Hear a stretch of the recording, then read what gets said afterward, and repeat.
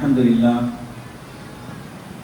لله رب العالمين، والصلاة والسلام على سيد المرسلين وعلى آله وأصحابه أجمعين، أما بعد.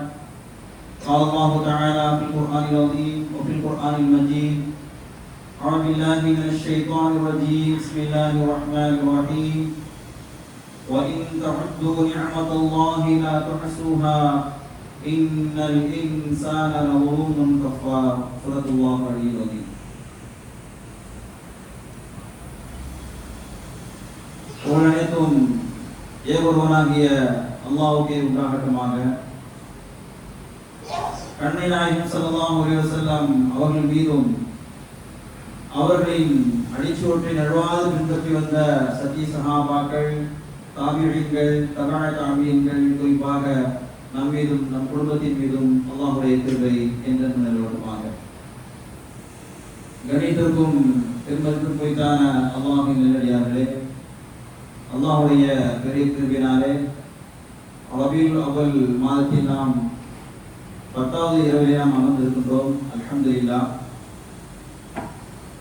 இந்த புனிதமிக்க மாதத்துடைய பரக்கத்தை கொண்டு அல்லாஹ் நம்முடைய வாழ்க்கையில் எல்லா விதமான பரக்கத்தை செய்வானாக. நாம் எப்படி ஒன்று கூடியிருக்கின்றோமோ அதே போன்று நாளை மறுமையிலே ஜன்னத்துல் ஃபிர்தௌஸிலே அல்லாஹ் தஆலா நம் பாவங்கள் எல்லாம் மன்னிக்கப்பட்ட நிலையிலே அல்லாஹ் நம் அனைவரையும் ஒன்று சேர்ப்பானாக. கணிதத்திற்கும் பெருமதிக்கும் குறித்தான அல்லாஹ்வின் நல்லடியார்களே, ரசூலுல்லாஹி ஸல்லல்லாஹு அலைஹி வஸல்லம் அவர்கள் எப்படி நன்றி பாராட்டினார்கள் என்ற தலைப்பின் கீழ் நான் பேச இருக்கின்றேன். ரசூலுல்லாஹி ஸல்லல்லாஹு அலைஹி வஸல்லம் அவர்கள் தன் ரப்புடத்திலே எவ்வாறு நன்றி செலுத்தினார்கள், அதே போன்று தனக்கு உபகாரம் செய்த அந்த மக்களுக்கு எவ்வாறு நன்றி விசுவாசத்தோடு இருந்தார்கள், அதே போன்று நாமும் அல்லாஹ்வுக்கு எப்படி நன்றி செலுத்த வேண்டும், அதே போன்று நம்மோடு பயணிக்கக்கூடிய மற்ற சகோதரர்கள் செய்யக்கூடிய உபகாரத்திற்கு நாம் எப்படி நன்றி செலுத்த வேண்டும் என்ற அனைத்து விதமான விஷயங்களையும் ரசூலுல்லாஹி ஸல்லல்லாஹு அலைஹி வஸல்லம் அவர்கள் தன் வாழ்க்கையிலே வாழ்ந்து காட்டினார்கள், நமக்கு கற்றுத் தந்திருக்கிறார்கள். அந்த அடிப்படையில் பார்க்கும் பொழுது அல்லாஹ் தஆலா இந்த மனித சமூகத்திற்கு செய்யக்கூடிய நிஅமத்தை அல்லாஹ் குறிப்பிடுவான். وَإِن تَعُدُّوا نِعْمَةَ اللَّهِ لَا تُحْصُوهَا إِنَّ الْإِنسَانَ لَظَلُومٌ كَفَّارٌ. அல்லாஹ்வுடைய இந்த அருள்கொடையை நீங்கள் என்ன ஆரம்பித்தால் நிச்சயமாக உங்களால் அவற்றை எண்ணி முடிக்க முடியாது.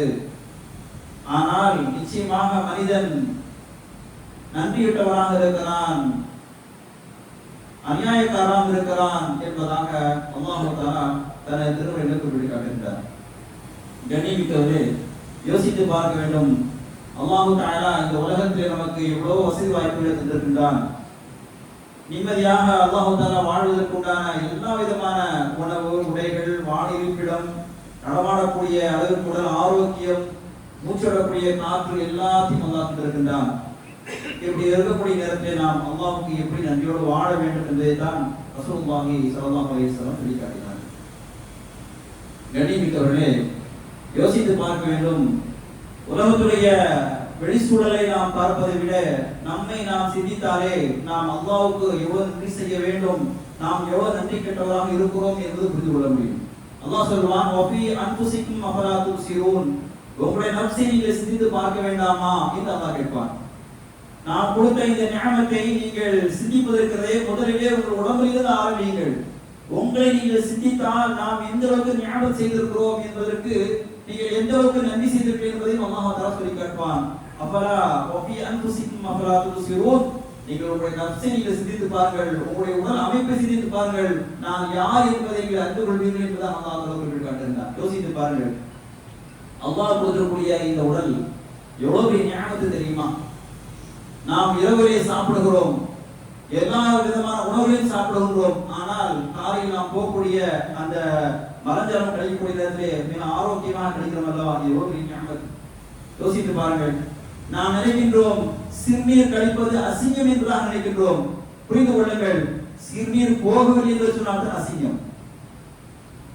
அந்த சிறுநீரை அல்லாஹ் தஆலா அழகாக போகிறான் அல்லவா. உடல் ஆரோக்கியத்தோடு நாம் போனதுக்கு கிடைத்ததுக்கு பின்பதாக வெளியே வரக்கூடியது நிம்மதியாக வரும் அல்லவா. அப்போது கூட நாம் அல்லாஹ் ரசூலுல்லாஹ் சொல்லி கொடுத்தார்கள், அல்ஹம்துலில்லாஹ், நீங்க அல்லாஹ்வுக்கு ஷுக்ர் செய்யுங்கள். ஏன்னு சொன்னால் உங்களுடைய உடலுக்குரிய அந்த உபாதைகள் அல்லாஹ் வெளியாக்குறான் அல்லவா. சிறுநீர் கழிப்பது அசிங்கம் அல்ல, சிறுநீர் கழிக்காமல் உடலில் தங்கிவிட்டால் தான் அசிங்கம். அப்படின்னு சொன்னால் அந்த சிறுநீர் கழிப்பதற்கு நாம் அல்லாஹ்வுக்கு நன்றி செய்ய வேண்டும், கோடான கோடி நன்றி செய்ய வேண்டும். ஆனால் அதை நாம் மறந்து வாழ்ந்து கொண்டிருக்கின்றோம். இப்படி ஒவ்வொரு உறுப்பையும் நீங்கள் யோசித்து பாருங்கள். அல்லாஹ் கொடுக்கக்கூடிய கண்களை பாருங்கள். கண்களை பற்றி கண் இல்லாதவர்களுக்கு கேட்டால் தான் தெரியும். கண்களை பற்றி கண் இல்லாதவர்களுக்கு கேட்டால் தான் தெரியும். இப்போது நமக்கு எல்லா இடத்திலும் பவர் இருக்கிறது, வெளிச்சம் இருக்கிறது, நாம் நிம்மதியாக பார்க்கிறோம். ஒரு 2 நிமிடம் நாம் எல்லா ரைட்டையும் ஆஃப் பண்ணிட்டு நடந்து பாருங்க. ஏன் முக்கியம் தான் நிற்போம். இதெல்லாம் ஏன் யோசிக்கிறதே இல்லை. அல்லாஹ் கொடுத்த நியமத்து கண். அந்த கண்ணை பற்றி கண் இல்லாதவர்களுக்கு கேட்டால்தான் தெரியும் கண்ணுடைய அருமை என்ன என்று. அல்லாஹ் கண்ணை கொடுத்திருக்கிறான். நாம் அதை ரொம்ப இலகுவாக அல்லாஹ் தந்ததற்கான மதிப்பு மரியாதை தெரியாமல் வாழ்ந்து கொண்டிருக்கிறோம். இதற்கெல்லாம் நாம் நன்றி செலுத்த வேண்டும். யோசிப்பார்கள், இந்த கண்ணை அல்லாஹ் எப்படி அமைத்திருக்கிறான். இரவு நேரங்களிலே நீங்கள் தூங்க வேண்டும் என்பதற்காக வேண்டி அல்லாஹ் இந்த இமை மூடிக்கு அமைத்திருக்கிறான். நீங்கள் கண்ணை மூடிக்கொண்டால் எவ்வளவு வெளிச்சம் வந்தாலும் கண் இருட்டாக மாறும். அதற்கு என்ன காரணம் தெரியுமா? இந்த 2 இமைகளும் ஒன்றோடு ஒன்று சேர்ந்து விடுகிறது. இந்த இமை மூடி ஒன்றோடு ஒன்று சேருது என்று சொன்னால் இவ்வளவு பெரிய வெளிச்சத்தை அல்லாஹ் தஆலா அந்த இமை மூடுதன் காரணமாக கண்ணை இருட்டாக ஆக்கி அந்த கண்ணுக்கு குளிர்ச்சி தருகிறான். வெளியில செல்லக்கூடிய நேரத்திலே உடைய சூரிய ஒளியுடைய கண்ணை தாக்காமல் இருப்பதற்காக அல்லாஹ் தஆலா இந்த இமையை தந்திருக்கிறார். இந்த இமை இருக்கின்றதே, இந்த இமையின் மூலமாக சூரிய ஒளி அல்லாஹ் தஆலா அதை பட செய்து அதை ஃபில்டர் பண்ணி தான் அல்லாஹ் தஆலா கண்ணு தருகிறார். டைரக்டாக கொடுத்தால் கண்ணு காணாமல் போயிடும், கண்ணு வீணா போய்விடும். இதெல்லாம் நியமத்துகள். யோசித்து பார்க்க வேண்டும். நாம் பேசக்கூடிய நாவுகள் அல்லாஹ் பெரிய நியமத். நாம் சிந்திக்கக்கூடிய சிந்தனை அல்லாஹ் பெரிய நியமத். யோசித்து பாருங்கள், ஒரு நரம்பு அல்லாஹ் பிடித்து விட்டான்னு சொன்னால் நம்ம நிலைமை என்ன? நாம் இந்த ஆரோக்கியமாக வாழ்கிறோம், ஆரோக்கியமா பேசுகிறோமே, ஒரே ஒரு நரம்பு அல்லாஹ் தஆலா பிடித்து விட்டால் நமக்கு பேரே மாறிவிடும். பைத்தியக்காரன், கிறுக்கன் சொல்வார்கள் இல்லையா? நாம் இந்த ஒரு நிம்மதியாக ஒரு சந்தோஷத்தோடு ஒரு நல்ல பெயரோடு வாழ்ந்து கொண்டிருக்கிறோம் என்று சொன்னால் அல்லாஹ் கொடுத்த நியமத். அதற்கு நாம் வாழ்க்கையில் நன்றி செய்ய வேண்டும். ஒரு நரம்பு பிடிக்கப்பட்டால் நம்முடைய பேரை தலையெழுத்து மாறிவிடுகிறது. இதற்கெல்லாம் வாழ்க்கை நாம் அதிகமாக நன்றி செலுத்த வேண்டும். ஒஃபி அன்ஃபுசிக்கும் அஃபலா துப்சிரூன். உங்கள் நஃப்ஸை சிந்தித்து பாருங்கள், நான் யார் என்பதை அறிந்து கொள்ளுங்கள் என்பதாக அல்லாஹ் தஆலா குறிப்பிட்டு காட்டுவான். யோசித்து பாருங்கள். சமீபத்திலே நான் ஒரு நாளிதழில் படித்த ஒரு விஷயம். சாதாரணமாக நாம் சாப்பிடக்கூடிய ஒரு மாமிசம், அந்த மாமிசத்தை நாம் அதை சமைத்து சாப்பிடுவது ஒன்று இருக்கிறது, சமைக்காமல் சாப்பிடுவது ஒன்று இருக்கிறது. சமைத்து சாப்பிட்டாலும் காலையிலே சரியான முறையில் தான் நமக்கு கழிவு ஏற்படும். ஆனால் சமைக்காமல் ஒரு துண்டு சதையை எடுத்து சாப்பிட்டாலும் கூட அதே மாதிரி தான் போகும். என்றாவது ஒரு நாள் நாம் சாப்பிடக்கூடிய அந்த மாமிசத்தை சமைக்காமல் சாப்பிடுகின்றமே, சமைக்காமல் வெளிவருகிறதா? இல்லை. அல்லாஹ் தஆலா அந்த குடலுக்குள் என்ன வைத்திருக்கிறான் யோசித்து பார்க்க வேண்டும். இந்த விஞ்ஞானம் சொல்கிறது, ஒரு மனிதன் சாப்பிடுகிறது சொன்னால் அந்த சாப்பிட்ட அந்த மாமிசத்தை செரிமானம் பண்ணுவதற்காக அல்லாஹ் தஆலா ஹைட்ரோகுளோரிக் என்று சொல்லக்கூடிய ஒரு அமிலத்தை அல்லாஹ் தஆலா அந்த வயிற்றில் உருவாக்கி இருக்கின்றார். நான் ஏன் சொல்லுவேன் என்று சொன்னால், நல்லா யோசித்து பாருங்கள். ஒரு மாமிசம், அந்த மாமிசத்தை செரிமானம் செய்யக்கூடிய இந்த அமிலத்திற்கு அதை தாங்கி கொண்டிருக்கக்கூடிய அந்த குடலும் ஒரு மாமிசம், ஆனால் அதை செரிமானம் பண்ணுவதில்லை. ஏன்? நாம் கொடுக்கக்கூடிய அந்த மாமிசத்தை செரிமானம் பண்ணக்கூடிய அந்த அமிலத்திற்கு குடலை தாங்கி கொண்டிருக்கக்கூடிய அந்த குடலை செரிமானம் பண்ணுவதில்லை. என்ன காரணம் என்று சொன்னால் அல்லாஹ் தஆலா அதற்கு மியூக்கஸ் என்று சொல்லக்கூடிய ஒரு படலத்தை ஏற்படுத்தியிருக்கிறான், ஒரு ஜவ்வை ஏற்படுத்தியிருக்கிறான். அந்த குடலுக்கும் அந்த அமிலத்துக்கும் மத்தியிலே ஒரு ஜவ்வில் தான் அந்த அமிலம் சொல்லிக் கொண்டிருக்கிறது. எப்பொழுது அந்த ஜவ்வு கிளீந்து சொன்னால் அந்த குடல் புண்ணாக மாறிவிடும். அதான் சொல்லுவாங்க அடிக்கடி, அந்த கரெக்டான நீங்க சாப்பிடுங்கப்பா. ஏன் உங்களுக்கு அல்சர் சொன்னாங்க இல்லையா? சரியா சாப்பிடணும்னு சொன்னா அந்த அமிலம் சுரக்கணும், கொதிக்கும். கொதிச்சு கொதிச்சு கொதிச்சு கொதிச்சு அந்த பசி சரியா அமகாதனால, சரியான பசி ஆறாதனால அந்த அந்த மியூக்கஸ் சொல்லக்கூடிய அந்த அமிலத்தை, அந்த படலத்தை ஓட்ட போட்டு குடலுக்கு போயிருமா. அந்த குடலை படக்கூடியதுதான் புண்ணாக மாறுகிறது என்று டாக்டர் சொல்லுவாங்க. இந்த அளவுக்கு அல்லாஹ் தஆலா ஒரு மாமிசத்தை செரிமானம் பண்ணக்கூடிய அதே அமிலத்தை கொண்டு உடலை செரிமானம் பண்ண வைக்க முடியல என்று சொன்னால் இது அல்லாஹ் கொடுக்கக்கூடிய பெரிய ஞாபகம். இதுதான் நிம்மதியாக வாழ்கிறது என்று சொன்னால் அது அல்லாஹ் கொடுத்த பெரிய ஞாபகம். இது போன்றதுதான். இதுவெல்லாம் நாம் வாழ்க்கையை நாம் என்ன அல்லாஹ்வுக்கு நாம் நன்றி செய்து கொண்டோம். அது மட்டும் இல்ல, இந்த உலகத்திலே ரசூலுல்லாஹி ஸல்லல்லாஹு அலைஹி வஸல்லம் சொன்னார்கள், யார் நன்றியுள்ள மக்களாக மாறுகிறார்களோ அவர்கள் தான் இந்த மறுமையில சொர்க்கத்தில் முதலில் செல்வார்கள். أول من يدخل الجنة يوم القيامة الذين يحمدون الله عز وجل في السراء والضراء. رسول الله تعالى குறிப்பிட்டார். ரசூலுல்லாஹி ஸல்லல்லாஹு அலைஹி வஸல்லம் மறுமை நாளில் சுவனத்தில் முதலாக நுழையக்கூடியவர்கள் யார் தெரியுமா? இன்பமான நேரத்திலும் கஷ்டமான நேரத்திலும் எல்லா சூழ்நிலையிலும் ஒருவன் அல்ஹம்துலில்லாஹ் ஷுக்ர் என்று சொல்கிறான் என்று சொன்னால் அவன்தான் முதலாவதாக சொர்க்கம் செல்வான் என்பதாக ரசூலுல்லாஹி ஸல்லல்லாஹு அலைஹி வஸல்லம் சொன்னார்கள். அப்படி என்றால் அல்லாஹ் கொடுக்கக்கூடிய எவ்வளவோ ஞாபகத்துக்கு நாம் நன்றி கெட்ட மக்களாக வாழ்ந்து கொண்டிருக்கிறோமே, நாம் எப்படி சொர்க்கம் செல்வோம்? யோசித்து பாருங்கள். அல்லாஹ் தஆலா குர்ஆனிலே சூரா ஆதியாத்தில் சொல்லி காட்டுவான். வல் ஆதியாத்து துஹா வல் மூரியாத்து கதஹா வல் முகைராத்து சுபஹா ஃபஅஸர பிஹி நகா ஃபவஸத்ர பிஹி ஜமஆ இன்னல் இன்சான லிரப்பிஹி லகனூத். அல்லாஹ் தஆலா சூராவை கடந்து 4 ஆயத்துல தான் சத்தியம் என்று சொல்வான். இதை ஒரு குதிரையை அல்லாஹ் குறிப்பிட்டு காட்டுவான். அதிகாலையிலே வேகமாக சொல்லக்கூடிய குதிரை, அந்த குதிரை தன் எஜமானை சுமந்து செல்லக்கூடிய குதிரை என்று அந்த குதிரை மீது சத்தியம் என்று அல்லாஹ் தஆலா சொல்லி இன்னல் இன்சான லிரப்பிஹி லகனூத், நிச்சயமாக மனிதன் நன்றி கெட்டவனாக இருக்கிறான் என்று அல்லாஹ் சொல்றான். இதன் காரணமாக ஏன் அல்லாஹ் தஆலா குதிரை சத்தியம் என்று சொல்கிறான்? அந்த குதிரைக்கு அந்த எஜமான் உணவளிக்கின்றான். அந்த உணவளித்ததன் காரணமாக அதற்கு ஒரு சொற்ப உணவு சொற்ப தண்ணீர் கொடுத்ததன் காரணமாக அந்த எஜமானனை தன் தோள் மீது வைத்துக் கொண்டு போர்க்களத்திலே தன் உயிரை பயண வைத்து செல்கிறது. நாம் இருந்தாலும் பரவாயில்லை, நம்முடைய எஜமான் இறந்துடக்கூடாது என்று ஒரு கொடுத்த அந்த கவலை உணவுக்காக வேண்டி, கொடுத்த கொஞ்சம் புல்லுக்காக வேண்டி, கொடுத்த தண்ணீருக்காக வேண்டி நன்றி விசுவாசத்தோடு வாழ்ந்து கொண்டிருக்கிறதே மனிதா, உனக்கு எல்லா விதமான ஆரோக்கியம் ஆபீத்து நான் தந்திருக்கிறேனே, இதெல்லாம் செய்து கூட நீ நன்றி கெட்ட மனிதா வாழ்கிறாயே என்று இன்னல் இன்சானை ரப்பிஹி லகனூத் அல்லாஹ் சொல்லிட்டான். அல்லாஹ் நமக்கு இவ்வளவு ஞாபகம் செய்திருக்கிறான். அந்த ஞாபகத்துக்கெல்லாம் நாம் நன்றி கெட்ட மக்களாக வாழ்றோம். அப்படி இருக்கக்கூடாது. ரசூலுல்லாஹி ஸல்லல்லாஹு அலைஹி வஸல்லம் கற்றுத்தார்கள், நீங்கள் நல்லதமாக இந்த உலகத்தில் வாழ்ந்தீர்கள் சொன்னால் முதலிலே நீங்கள் நன்றி செலுத்துங்கள். வை ஷக்கர்தும் லஅஸீதன்னகும். நீங்க அதிகமாக அல்லாஹ்வுக்கு நன்றி செலுத்தினால் அல்லாஹ் தஆலா உங்களுக்கு வாழ்க்கையில எல்லா விதமான ரிஸ்கை அதிகப்படுத்துவார் என்று அல்லாஹ் தஆலா குறிப்பிட்டு காட்டுகிறார். நீங்கள் நன்றி செலுத்துங்கள், அல்லாஹ்வுக்கு முதலில் நன்றி செலுத்துங்கள்.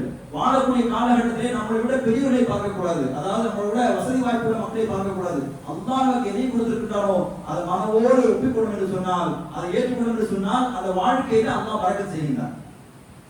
எப்பொழுதுமே நம்ம முன்னால் இருக்கக்கூடிய பண வசதி படைத்த மக்களை பார்த்து நம்மளை ஒரு சாதாரண இடம் விடக்கூடாது. அல்லாஹ் என்ன கொடுத்திருக்காரோ அந்த ஞானத்தை புரிந்து கொண்டு அதை ஏற்றுக்கொண்டு நாம் நடந்தோம் என்று சொன்னால் அல்லாஹ் தஆலா நன்றி செய்யக்கூடிய மக்களாக நம்மை அல்லாஹ் ஆக்குகிறார். அதே போன்று சின்ன விஷயமாக இருந்தாலும் சரி அந்த விஷயத்திற்கு நாம் நன்றி செய்து பழகிக் கொள்ள வேண்டும். அல்லாஹ்வே செய்கின்றார். ஹதீஸிலே பார்க்கிறோம், ரசூலுல்லாஹி ஸல்லல்லாஹு அலைஹி வஸல்லம் சொல்றார்கள், பைனமா ரஜுலுன் யம்ஷி பி தரீகின் வஜத ஹுஸ்ன ஷௌகின் அலா தரீகி ஃபஅخرஹு ஃபஷக்கரல்லாஹு லஹு ஃபகஃபர லஹு. ஹதீஸிலே பார்க்கிறோம், ரசூலுல்லாஹி ஸல்லல்லாஹு அலைஹி வஸல்லம் சொல்றார்கள், ஒரு மனிதர் தொழுகைக்காக வருகிறார். வரக்கூடிய வழியிலே ஒரு மரம் கிளை ஒன்று மக்களுக்கு இடையூறு செய்யக்கூடியதாக இருக்கிறது. அந்த கிளையை அந்த மனிதர் அதை எடுத்து அந்த இடத்தை அப்புறப்படுத்தி செய்கிறார் அல்லவா, இந்த ஸ்டேஜுக்கு அல்லாஹ் தஆலா சொல்றான் ஃபஷக்கரல்லாஹு லஹு, அவருக்கு அல்லாஹ் நன்றி செலுத்துகிறானா. ஒரு சின்ன அமல் தான், ஆனால் அவருக்கு அல்லாஹ் நன்றி செலுத்துகிறான். ஃபகஃபர லஹு, அவருடைய பாவத்தை மன்னிக்கிறான் என்று அல்லாஹ்வே நன்றி செலுத்தக்கூடிய சில மக்கள் இந்த உலகத்தில் வாழ்கிறார்கள் என்று சொன்னால் அல்லாஹ்வுக்கு நாம் எப்படி நன்றி செலுத்த வேண்டும்? அல்லாஹ்வுடைய நியமத் நமக்கு எவ்வளவு இருக்கிறது எல்லாம் நாம் நினைத்து பார்த்து அல்லாஹ்வுக்கு நாம் செய்ய வேண்டும். அதான் சொல்வான், மல்லா யஷ்குரின் நாஸ லா யஷ்குரில்லாஹ். ரசூலுல்லாஹி ஸல்லல்லாஹு அலைஹி வஸல்லம் சொல்வார்கள், இந்த உலகத்தில் நீங்கள் மனிதருக்கு நன்றி செய்ய வேண்டும் என்று சொன்னால் அல்லாஹ்வுக்கு நீங்கள் நன்றி செய்ய மாட்டீர்கள். யாராவது உபகாரம் பண்ணாங்களா அவங்களுக்கு நன்றி சாஸ்திரம் இருங்க. ரசூலுல்லாஹி ஸல்லல்லாஹு அலைஹி வஸல்லம் கற்றுக் கொடுத்தார்கள், உங்களுக்கு ஏதாவது ஒரு அன்பளிப்பு கொடுத்தால் ஜஸாக்கல்லாஹு கைரா சொல்லுங்க மக்களுக்கு. இதெல்லாம் ரசூலுல்லாஹி ஸல்லல்லாஹு அலைஹி வஸல்லம் கற்றுத் தந்த வாழ்க்கை வழிமுறைகள். இன்பமாக இருந்தாலும் சரி துன்பமாக இருந்தாலும் சரி எல்லா நிலையிலுமே நாம் அல்ஹம்துலில்லாஹ் சொல்லி பழக வேண்டும். எந்த கஷ்டமாக இருந்தாலும் சரி, ஒருவரை பற்றி கேட்கிறார், நல்லா இருக்கிறீங்களான்னு சொன்னா அல்ஹம்துலில்லாஹ் நல்லா இருக்கிறேன். வியாபாரம் எப்படி போயிட்டு இருக்கு? அல்ஹம்துலில்லாஹ் நல்லா இருக்கிறேன். இந்த அல்ஹம்துலில்லாஹ் சொல்லக்கூடிய வார்த்தை அல்லாஹ்வுக்கு மிக பிரியமா இருக்குது. அது நன்றியோட ஒரு அடையாளம். நம்ம அல்ஹம்துலில்லாஹ் என்று சொல்லும்போது அல்லாஹ் சந்தோஷப்படுகிறான், நம்முடைய வாழ்க்கையை ரிஸ்க் அதிகப்படுத்துகிறான். ரசூலுல்லாஹி ஸல்லல்லாஹு அலைஹி வஸல்லம் சொல்லி காட்டுகிறார்கள்.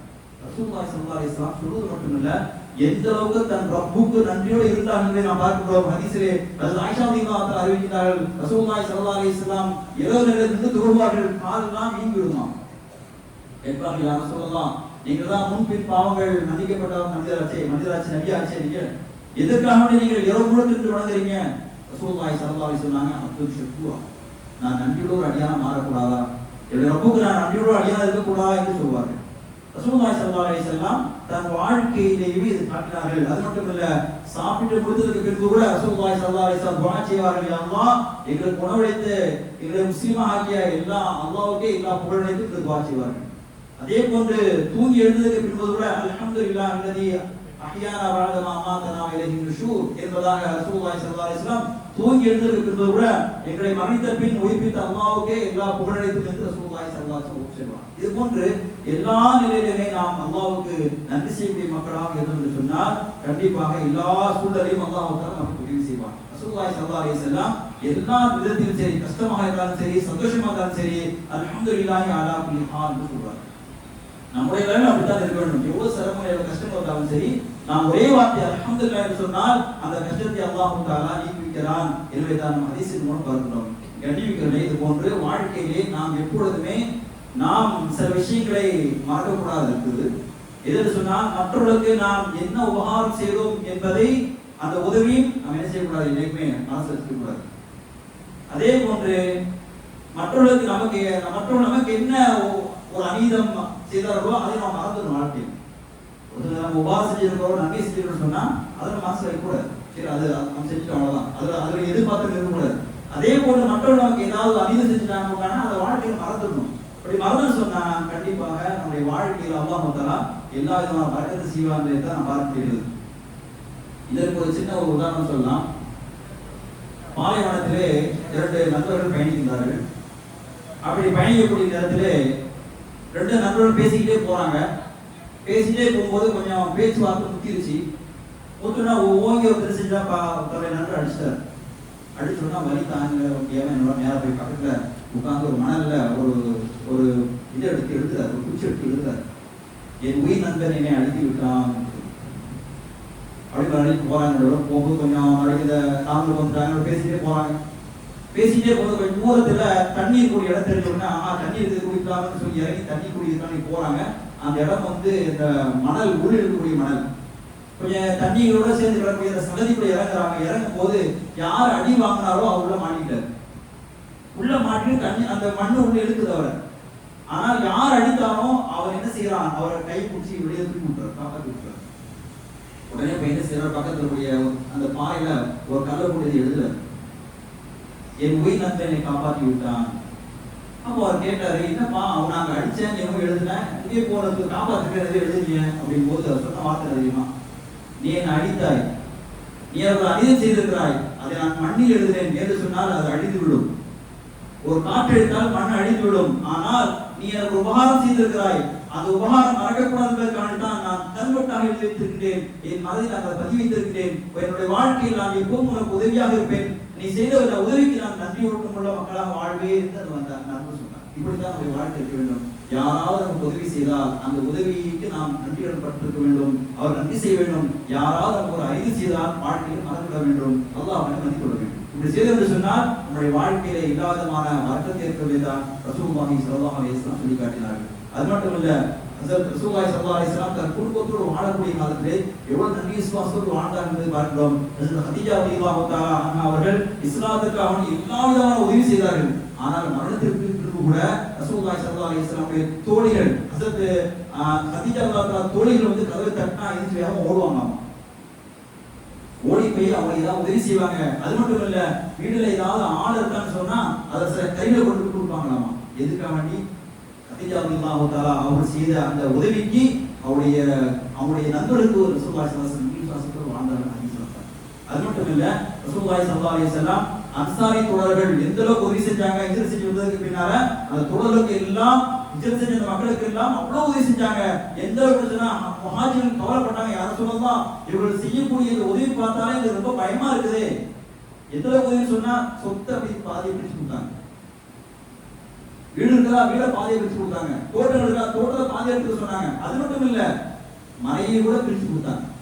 இந்த அசாதாரண இந்த உதவியை பார்த்த உடனே முஹாஜிர்னா மிரண்டு போயிட்டாங்க.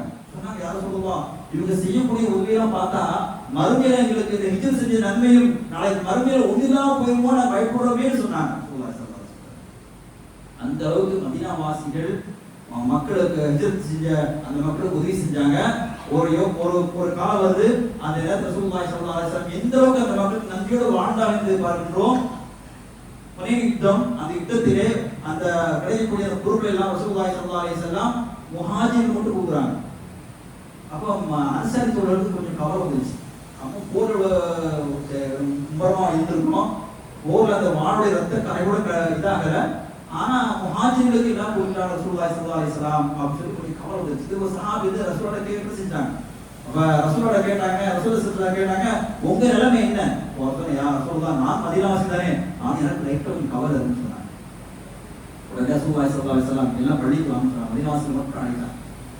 சொன்னாங்க, முஹாஜிர் அழைக்கல, மதீனாவாசி மட்டும் கூட அழைச்சு சொன்னாங்க, அதான் தெரிந்து கொள்ளுங்கள், இவர்களெல்லாம் அந்த ஆடு மாடுகளை தான் கொண்டு செல்கிறார்கள். ஆனால் உங்களோட இந்த நபியை கொண்டு செல்வது பிரியவில்லையான்னு கேட்டாங்க.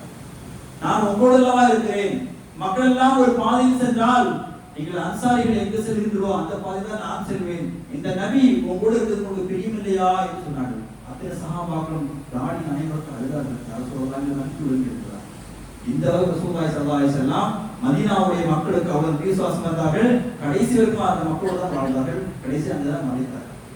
இந்த அளவுக்கு ரசூலுல்லாஹி ஸல்லல்லாஹு அலைஹி வஸல்லம் அந்த மக்களுக்கு உதவி செய்தார்கள். அது மட்டும் இல்ல, ரசூலுல்லாஹி ஸல்லல்லாஹு அலைஹி வஸல்லம் முஸ்லிம் அல்லாஹ்வுக்கு உதவி செய்திருந்தார்கள். அபூ தாலிப் தன்னை பாதுகாத்ததன் காரணமாக கடைசி நேரத்தில் கலிமா சொல்லுங்கள் என்று சொன்னார்கள். ரசூலுல்லாஹி ஸல்லல்லாஹு அலைஹி வஸல்லம், நீ கலிமா சொல்லுங்கள், மறுமைக்கு உண்டான விதத்தை நான் பார்க்க போகிறேன். ரசூலுல்லாஹி ஸல்லல்லாஹு அலைஹி வஸல்லம் உதவி செய்தார்கள். அது மட்டும் இல்ல, முத்திஹிபுன அதீர் சொல்லக்கூடியவர்கள் தாயிஃபிலிருந்து ரசூலுல்லாஹி ஸல்லல்லாஹு அலைஹி வஸல்லம் திரும்பி வரக்கூடிய நேரத்திலே மக்காவுக்குள் நுழைய முடியல. பெரிய கஷ்டம். அந்த தாயிஃபுடைய நிகழ்ச்சிலாம் தெரியும். அடி வாங்கி ரத்தத்தோடு திரும்பி வர்றாங்க. மக்காவுக்குள்ள நுழையலாம் பார்த்தா பயப்படுறாங்க. ரசூலுல்லாஹி ஸல்லல்லாஹு அலைஹி வஸல்லம் யார் பாதுகாப்பு தருது? அந்த நேரத்துல பாதுகாப்பு யார் சொன்னா முத்திஹிபுன அதீர் சொல்லக்கூடியவர் தான். தன்னுடைய மகன் 4 பேர் அழைச்சிட்டு வாளோட போய் ரசூலுல்லாஹி ஸல்லல்லாஹு அலைஹி வஸல்லம் சொன்னாங்க, அப்படியே வீட்டு கூப்பிடுறாங்க. ஆனா அவர் காப்பீர் தான் பாதுகாப்பு கொடுத்தாங்க. கடைசியில ஒரு யுத்தத்துல ரசூலுல்லாஹி ஸல்லல்லாஹு அலைஹி வஸல்லம் கிட்டத்தட்ட ஒரு 70 அந்த மக்காவுடைய அந்த குடும்பத்தால கைது பண்ணாங்க. பத்ர் யுத்தம் நினைக்கிறேன், கைது பண்ணாங்க. கைது பண்ணதுக்கு பின்னால ரசூலுல்லாஹி ஸல்லல்லாஹு அலைஹி வஸல்லம் அந்த கைது பண்ணவங்களை விடுவிக்கிறதுக்கு கேட்டாங்க, உங்களுடைய பணத்தை கொடுங்க, பிணைத்தொகை சொல்லுவாங்க. நீங்க வெளியாகணும்னு சொன்னா நீங்க என்ன செய்யணும், அந்த தொகை கொடுத்தா வெளியாகணும். அப்ப 70 பேருக்கு ரசூலுல்லாஹி ஸல்லல்லாஹு அலைஹி வஸல்லம் கொடுக்கக்கூடியதை சொன்னாங்க. நீங்க யார் கேட்கும்போதுதான் முத்திஹிபுன அதீர் சொல்லக்கூடிய அந்த குடும்பத்தை சார்ந்தவர்கள், அந்த பரம்பரை சார்ந்தவர்கள் சொன்னார்கள், இன்று அவர் மட்டும் உயிரோடு இருந்திருந்தால், முத்திஹிபுன அதீர் சொல்லக்கூடிய உயிரோடு இருந்திருந்தால், அவர் சொல்லியிருந்தால் எனக்கு செஞ்ச உதவிக்காக உங்கள் அனைவரையும் நான் விடுதலை செய்திருப்பேன், எதுவுமே வாங்காமல் சென்று அனுப்பியிருப்பேன். ஆனால் அவர் மன்னித்து விட்டார் என்று சொல்வார்கள். இப்படி முஸ்லிமாக இருந்தாலும் சரி, மாற்று மதத்தினாலும் இருந்தாலும் சரி, ரசூலுல்லாஹி ஸல்லல்லாஹு அலைஹி வஸல்லம் நன்றி விசுவாசத்தோடு வாழ்ந்தார்கள் என்பதை நம்ம ஹதீஸ்ல பார்க்கிறோம். இது போன்ற நம்முடைய வாழ்க்கையிலே நாம் அதிகமாக அல்லாஹ்வுக்கு முதலே நன்றி உள்ள மக்களாக மாற வேண்டும். ஏன்னு சொன்னால் அல்லாஹ் கொடுத்த நியமத்தை நமக்கு அவ்வளவு கொடுத்திருக்கிறார். அதே போல ரசூலுல்லாஹி ஸல்லல்லாஹு அலைஹி வஸல்லம் தன் குடும்பத்தோடு எப்படிலாம் நன்றி விசுவாசத்தோடு வாழ்ந்தார்களோ, தன் சகோதரர்கள் தன் மக்களோடு எப்படி விசுவாசத்தோடு வாழ்ந்தார்களோ, அதே போன்று நாம் நமக்கு நெருக்கமான மக்கள் யார் உதவி செய்தாலும் அவர் நன்றி விசுவாசத்தோடு வாழ வேண்டும் என்பதுதான் ரசூலுல்லாஹி ஸல்லல்லாஹு அலைஹி வஸல்லம் வாழ்க்கை கற்றுத்தந்தார்கள்.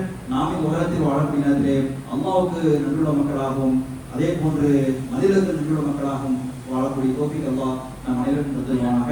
வாஹிரு தஅவானா அல்ஹம்துலில்லாஹி ரப்பில் ஆலமீன். அஸ்ஸலாமு அலைக்கும் வரஹ்மத்துல்லாஹி வபரகாத்துஹு.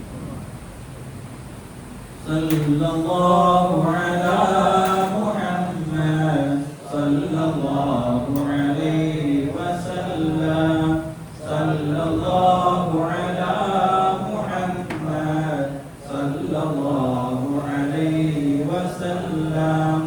யா நபி சலாம் அலைக்கும், யா ரசூல் சலாம் அலைக்கும், யா ஹபீப் சலாம் அலைக்கும், ஸலவாத்துல்லாஹி அலைக்கும். அஷ்ரகல் பத்ரு அலைனா ஃபக்தப